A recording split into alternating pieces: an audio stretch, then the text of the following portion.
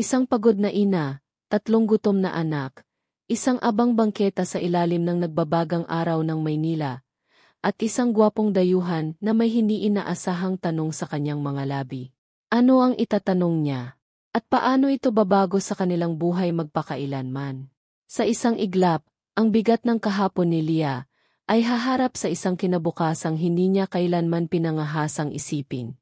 Ito ang kwento kung paano ang isang simpleng katanungan na nagmula sa puso ng isang estranghero ay nagbukas ng pinto patungo sa pag-asa, sa isang panibagong simula para kay Lia at sa kanyang mga anak. Manatili kayo at pakinggan ang isang salaysay ng kabutihang loob na humipo sa mga buhay sa paraang kahanga-hanga.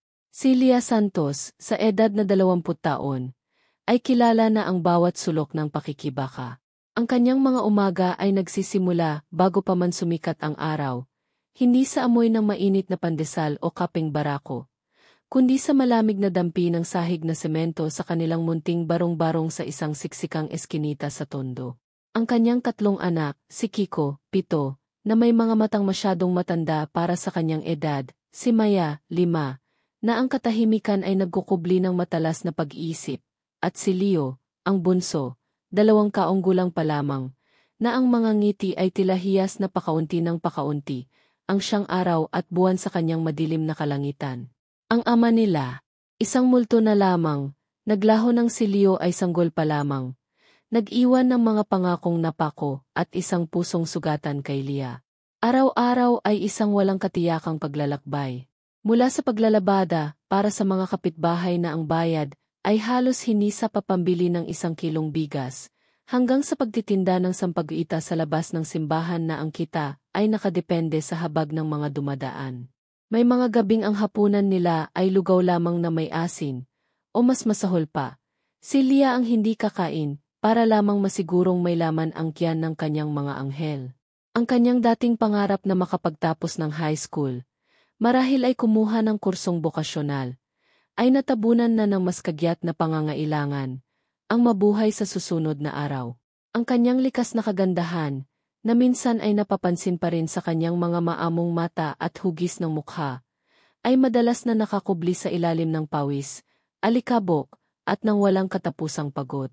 Ang hiya ay isang mabigat na kadena sa kanyang mga paa. Ilang beses na niyang naisipang lumapit sa mga kamag-anak o mga ahensya ng gobyerno. Ngunit ang takot na mapahiya, na mahusgahan, na muling tanggihan, ay pumipigil sa kanya. Ang mga bulungan ng ay, si Lia, sayang, napabayaan ang sarili, o ang bata-bata pa, ang dami ng anak, ay parang maliliit na tinik na tumutusok sa kanyang puso. Ngunit sa kabila ng lahat, may isang apoy na hindi namamatay sa loob niya, ang pagmamahal sa kanyang mga anak. Para sa kanila, titiisin niya ang lahat. Sa partikular na maalinsangan at mapanglaw na Martes na iyon, mas mabigat ang pasanin ni Lia. Bigo siyang makahanap ng kahit isang labada. Ang maliit na halagang naipon niya mula sa pagtitinda ng basahan noong nakaraang linggo ay naubos na pambili ng gamo para sa ubo ni Maya. Si Kiko ay tahimik na nakasunod. Ramdam ang bigat sa dibdib ng ina. Si Maya ay bahagyang nilalagnat pa rin. At si Leo ay irritable dahil sa gutom at ini. Napadpad sila sa isang maliit, maalikabok na parke malapit sa isang abalang kalsada, sa pag-asang makahanap ng kahit kaunting lilim. Umupo si Lia sa isang gasgas ng sementong bangko. Pinaupo ang mga bata sa tabi niya. Napapikit siya, sinusubukang pigilan ang mga luhang nagbabantang tumulo. Diyos ko, hanggang kailan po ba? Bulong niya sa hangin. Isang panalangin halos walang tunog. Ang ingay ng mga busina, ang sigawan ng mga inder, ang walang patid na ugong ng lungsod, ay tila lalong nagpapatingkad sa kanyang pag-iisa. Dito, sa gitna ng karamihan, ay pakiramdam niya nag-iisa siyang pasan ang mundo. Si Ethan Williams, isang arkitektong Amerikano na nasa mga unang taon ng kanyang 30, ay nasa Pilipinas para sa isang 6 na buwang volunteer assignment sa isang NG na nagtatayo ng mga murang pabahay at community centers. Mahilig siyang maglakad-lakad sa mga lansangan ng Maynila, tuwing may libreng oras. Sinusubukang unawain ang kultura at ang pang-araw-araw na buhay ng mga tao. Sa araw na iyon, habang naglalakad siya pauwi mula sa isang city visit, Napadako ang kanyang tingin sa isang sulok ng parke. Unang napansin niya ang mga bata, ang kanilang maliliit na katawan, ang kanilang mga mukhang bakas ang gutom at pagod. Pagkatapos ay napansin niya ang ina. May isang bagay sa tindig ni Leah, kahit nakayuko ang mga balikat nito sa pagod. Isang aura ng pahimik na dignidad at malalim na pagmamahal habang marahan niyang pinupunasan ang pawis sa noo ni Leo, na pumukaw sa atensyon ni Ethan. Nakita niya ang larawan ng universal na ina, isang imaheng lumalaggas sa wika at kultura. Sandali siyang nag-atubili. Ayaw niyang maging mapanghimasok o makainsulto. Alam niya ang konsepto ng hiya, at ayaw niyang magmukhang nagyayabang o naawa lamang. Ngunit ang desperasyon sa mga mata ni Leah ng sandaling iyon, na nasulyapan niya nang ito'y mapatingin sa kawalan, at ang hapong-hapong anyo ng mga bata, ay tumagos sa kanyang puso. May kung anong bumulong sa kanya na kailangan niyang lumapit, na hindi niya maaring basta na lamang lagpasan ang tagpong ito. Ang kanyang sariling pag-iisa sa isang banyagang lupain, bagamat iba ang konteksto, ay nagbigay sa kanya ng kakaibang koneksyon sa eksena. Nagpasya siya. Hahakbang siya. Lumapit si Ethan ng may pag-iingat. Isang magalang na ngiti ang nakapinta sa kanyang labi. "Excuse me, miss." Panimula niya sa medyo nabubulol ngunit naunawa ang Tagalog. "Pasensya na po sa abala. Napansin ko lang po kayo at ang mga bata. Ayos lang po ba kayo?" Agad na nag-angat ng tingin si Leah. Ang kanyang mga mata ay puno ng gulat at bahagyang pangamba. Reflexively, iniharang niya ng bahagya ang kanyang katawan sa mga anak. Isang protektibong kilos. Ang kanyang hiya ay agad na umapaw. Sino ang dayuhang ito? Ano ang kailangan niya? Opo, sir. Okay lang kami. Nagpapahinga lang po. Halos pabulong niyang sagot. Ang kanyang mga pisngi ay namumula sa pagkailang. Ibinaba niya ang kanyang tingin. Ayaw makipagsalubong ng mata. Hindi pinansin ni Ethan ang kanyang pagkailang. Nakita niya ang mas malalim na pangangailangan. "Mukhang pagod na po kayo, lalo na ang mga bata," sabi niya. Ang kanyang boses ay puno ng sinserong pag-aalala. Itinuro niya ang isang maliit na tindahan ng kinapay at inumin sa di kalayuan. "Gusto niyo po ba? Bibili ako ng kaunting kinapay at tubig para sa kanila. Alam ko pong mainit ang panahon." Ang unang reaksyon ni Leah ay tumanggi. Ang kanyang orgulyo, ang kanyang dignidad ay sumisigaw. Ngunit pagkatapos ay nakita niya ang pananabik sa mga mata ni Kiko na nakatingin sa tindahan. Ang halos hindi mahahalata ngunit umaasang sulyap ni Maya. Narinig niya ang mahinang ungol ni Leo. Gumuho ang kanyang pagmamatigas. Ang pangangailangan ng kanyang mga anak ay mas matimbang kaysa sa kanyang sariling kahihiyan. "Sige po, sir," sabi niya, ang kanyang boses ay nanginginig. Kung hindi po abala. "Maraming salamat po." Agad na naglakad si Ethan patungo sa tindahan. Bumili siya ng isang supot ng mainit-init pang pandesal, ilang piyaso ng saging, 3 tetrapack ng juice, at isang malaking bote ng tubig. Sa kanyang pagbabalik, maingat niyang inilapag ang mga ito sa bangko. Hindi masyadong lumalapi upang hindi makailang kay Leah. "Para po sa inyo," sabi niya ng may ngiti. Nakita ni Ethan kung paano maingat na binuksan ni Leah ang juice para kay Leo, tapos kay Maya, tapos kay Kiko, bago siya mismo uminom ng tubig. Nakita niya kung paano nito hinati ang pandesal. Sinisiguradong mas malaki ang bahagi ng mga bata. Ang mga simpleng kilos na ito ay nagsalita ng malalim na pagmamahal. Umupo si Ethan sa kabilang dulo ng bangko, nagbibigay ng espasyo, at nagsimulang magtanong ng mga magagaang bagay, ang pangalan ng mga bata, ang kanilang edad. Pinuri niya ang husay ni Kiko sa pag-aalaga sa mga kapatid. Si Leah, sa simula ay tipid sumagot, ay unti-unting nakaramdam ng kaginhawaan sa banayad at magalang na pakikitungo ng dayuhan. Walang panghuhusga, walang pagmamataas, anging simpleng kabaitan. Ang malamig na juice ay parang biyaya sa lalamunan ng mga bata, at ang malambot na pandesal ay saglit na nagpawi sa kanilang gutom. Para kay Leah, ang kabaitan ng estrangherong ito ay parang isang patak ng ulan sa tigang na lupa. Hindi yon ang huling pagkikita nila. Sa mga sumunod na araw, sinadya ni Ethan na dumaan sa parke tuwing hapon, pagkatapos ng kanyang trabaho. Minsan, may dala siyang prutas. Minsan, mga lumang librong pambata na Ingles na nakuha niya mula sa opisina ng NG.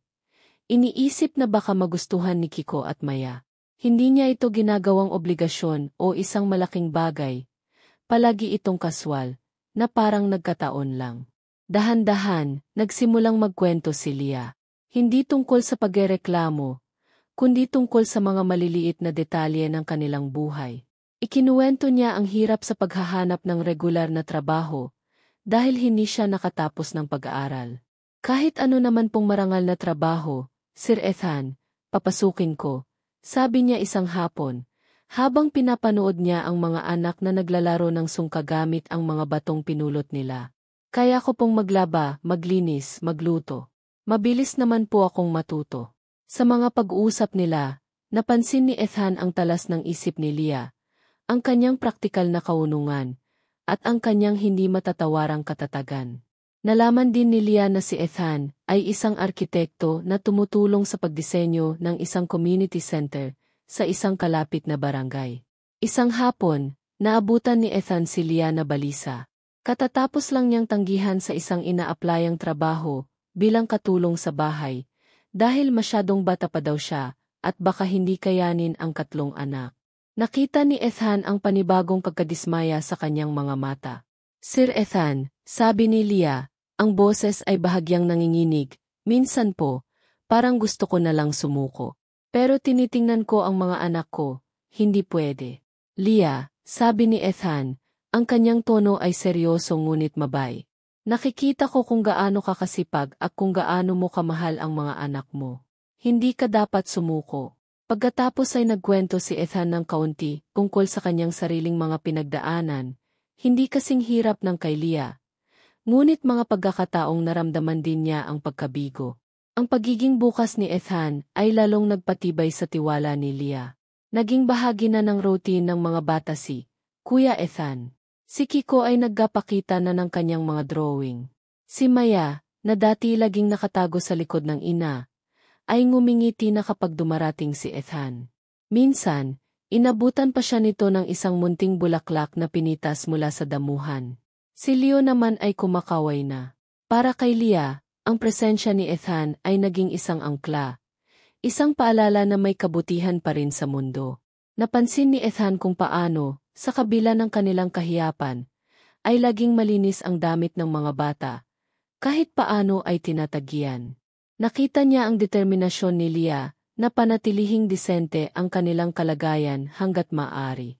Isang araw, habang naglalaro ang mga bata, napansin ni Ethan na tinutulungan ni Lia ang isang mandang tindera ng mani na ayusin ang mga paninda nitong natumba. Ginawa niya ito ng walang alinlangan, kahit na siya mismo ay may sariling mga alalahanin.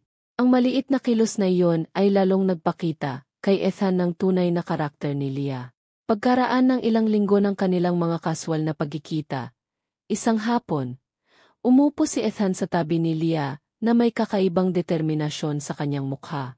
Mas seryoso siya kaysa karaniwan. Lia, panimula niya, may ilang linggo na rin tayong nagkikita rito. At sa bawat araw, lalo akong humahanga sa iyong katatagan at sa iyong pagmamahal sa mga anak mo. Kinabahan si Lia. Ano kaya ang sasabihin nito? Alis na ba siya? Nakwento ko sa iyo ang tungkol sa community center na itinatayo namin. Di ba? Tanong ni Ethan. Tumango si Lia. Malapit na itong mabuksan.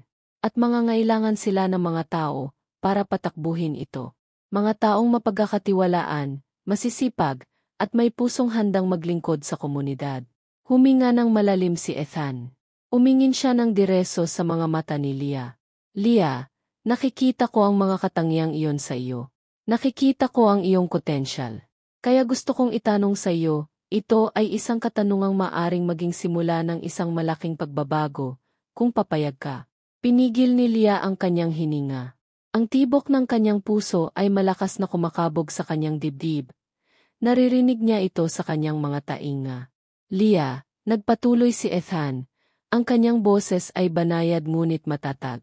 Kung bibigyan ka ng pagkakataon na magkaroon ng isang matatag na trabaho, isang trabahong hindi lamang magbibigay sa iyo ng sahod, kundi pati na rin ng pagkakataong matuto at umunlad, at maging bahagi ng pagtulong sa iba sa iyong komunidad, handa ka bang harapin ang hamon na iyon? Handa ka bang maniwala sa sarili mo na kaya mo? Ito ang hindi inaasahang tanong. Hindi isang direktang alo, kundi isang tanong na humahamon sa kanyang sariling pananaw sa kanyang kakayahan. Isang tanong na nag-aanyaya sa kanyang mangarap muli. Ito ang hindi inaasahang tanong. Hindi isang direktang alo, kundi isang tanong na humahamon sa kanyang sariling pananaw sa kanyang kakayahan. Isang tanong na nag-aanyaya sa kanyang mangarap muli. Si Aling Nena, ang project head ng NG na nakilala ni Ethan, ay nabanggit na sa kanya ang pangangailangan para sa isang kitchen assistant at general utility person para sa community center. Nang ikwento ni Ethan ang tungkol kay Leah, ang kanyang sitwasyon, ang kanyang kasipagan na naobserbahan niya, ang kanyang likas na kabaitan, naintriga si Aling Nena. Kung ganoon siya kadesidido at may mabuting puso gaya ng sinasabi mo, Ethan, sabi ni Aling Nena, baka siya na nga ang hinahanap natin. Pero kailangan niyang maniwala muna sa sarili niya. At iyon ang dahilan ng panong ni Ethan. Hindi niya gustong iparamdam kay Leah na ito ay limos. Gusto niyang maramdaman ni Leah na ito ay isang oportunidad na karapat-dapat niyang paghiyapan at panghawakan. May posisyon sa community kitchen, Leah, paliwanag ni Ethan. Putulong sa paghahanda ng pagkain para sa mga programa, paglilinis, pag-aayos ng mga gamit. Magkakaroon ng training. Sabi ni Aling Nena, kung magkapakita ka ng dedikasyon, marami kang matututunan, at maaring umasenso ka pa. Ano sa tingin mo? Ang tanong ay nakabitin sa hangin. Ang mga salita ni Ethan ay hindi lamang nag-alok ng trabaho. Nag-alo ito ng respeto, ng tiwala, ng isang pagkakataon na patunayan ang kanyang sarili. Ang reveal ay hindi lamang ang trabaho, kundi ang katotohanang may isang taong, isang dayuhan pa, na nakakita ng halaga sa kanya na siya mismo ay matagal nang kinalimutan. Namuo ang mga luha sa mga mata ni Leah, hindi dahil sa awa sa sarili, kundi dahil sa isang emosyong matagal na niyang hindi naramdaman, pag-asa. Totoong pag-asa. Ang tanong ni Ethan ay parang isang susi na nagbukas ng isang nakakandadong pinto sa kanyang puso. Sir Ethan, nautal niyang sabi, ang kanyang boses ay nanginginig, totoo po ba yan? Nagditiwala po kayo sa akin na kaya ko. Ngumiti si Ethan. Leah, higit pa sa tiwala. Nakikita ko na kaya mo. Kailangan mo lang din makita yan sa sarili mo. Umulo na ang mga luha ni Leah. Umagos ng malaya sa kanyang mga pisngi. Ngunit sa pagkakataong ito, may kasama itong ngiti. Isang nanginginig ngunit tunay na ngiti. Opo, sabi niya. Ang kanyang boses ay biglang nagkaroon ng lakas, ng determinasyon. Opo, Sir Ethan. Handa po ako. Gusto ko po yan. Maraming salamat po. Hindi nyo lang po alam kung gaano kalaki ang ibig sabihin nito sa akin. Sa amin ng mga anak ko. Humagulgol siya, hindi na napigilan ang lahat ng emosyong naipon sa kanyang dibdib. Ang pasasalamat, ang kaginhawaan, ang takot, ang pananabi. Inabot ni Ethan ang isang malinis na panyo mula sa kanyang bulsa. Ito, sabi niya ng mahinahon. Iyak mo lang lahat yan, Leah. Pagkatapos, bukas, haharapin natin ang bagong simula. Kinabukasan, sinamahan ni Ethan si Leah sa community center upang makilala ng formal si Aling Nena. Si Aling Nena, isang babaeng nasa edad 50, may matatalas na mata ngunit mabait na ngiti, ay mainit na tinanggap si Leah. Nag-usap sila, at agad na nakita ni Aling Nena ang sinseridad at determinasyon sa mga mata ni Leah. Sa araw ding iyon, opisyal nang tinanggap si Leah para sa posisyon, na may kasamang training allowance. Nagsimula si Leah sa community kitchen kinabukasan. Sa una, kinakabahan siya, natatakot magkamali. Ngunit ang kanyang likas na kasipagan at ang kanyang pagnanais na matuto ay mabilis na lumitang. Matiyaga siyang tinuruan ng ibang mga staff. Natuto siyang magluto ng iba't ibang putahe para sa feeding program. Natutong mag-organisa ng mga supply. At natutong makipag-ugnayan sa mga miyembro ng komunidad. Gabi-gabi, umuwi siyang pagod. Ngunit isang pagod na may kasamang kasiyahan at dignidad. Ang pagbabago kay Leah ay kapansin-pansin. Ang dating laging nakayukong ulo ay unti-unti nang tumitingala. Ang dating blangkong mga mata ay nagkaroon na ng kisla. Mas madalas na siyang ngumingiti. At ang pinakamahalaga, ang kanyang mga anak ay nakakakain na ng 3 beses sa isang araw ng masusustansyang pagkain. Si Kiko at Maya ay naipasok na niya sa daycare program ng center, habang siya ay nagtatrabaho. Ang maliit na sahod niya ay sapat na para sa kanilang pang-araw-araw na pangangailangan at kaunting ipon. Isang gabi, ilang buwan matapos siyang magsimula, habang pauwi sila ni Ethan mula sa center, madalas pa rin itong dumadalaw. Huminto si Leah. "Sir Ethan," sabi niya, ang kanyang boses ay puno ng emosyon. "Gusto ko lang po ulit magpasalamat. Dahil sa tanong niyo noon, dahil sa tiwala niyo, nabigyan niyo kami ng bagong buhay. Hindi lang po kami nabusog, binigyan niyo po kami ng pag-asa at ng pagkakataong mangarap ulit." Ngumiti si Ethan. "Leah, maliit na bahagi lang ang ginawa ko. Ikaw ang nagsumika. Ikaw ang nagpatunay na karapat-dapat ka sa lahat ng ito. Huwag mo akong pasalamatan. Pasalamatan mo ang sarili mo." Lumipas ang 2 taon. Ang community center ay naging isang buhay na puso ng kanilang barangay. At si Leah Santos, isa na siya sa mga pinakamaasahang staff. Mula sa pagiging kitchen assistant, natuto siya ng basic bookkeeping at inventory management. At ngayon ay tumutulong na rin siya sa pangangasiwa ng maliit na kooperatiba ng center. Ang kanyang mga anak, sina Kiko at Maya, ay parehong nangunguna sa kanilang klase sa lokal na pampublikong paaralan. Si Leo ay isa ng bibo at malusog na bata. Nakalipat na sila sa isang maliit ngunit disenteng apartment na may 2 silid, hindi na sa balong-barong. Ang amoy ng sinangag at pritong itlog sa umaga ay madalas nang kumupuno sa kanilang kahanan. Si Ethan ay bumalik na sa Amerika, ngunit hindi nawala ang kanilang koneksyon. Paminsan-minsan ay nagkaka-video call sila.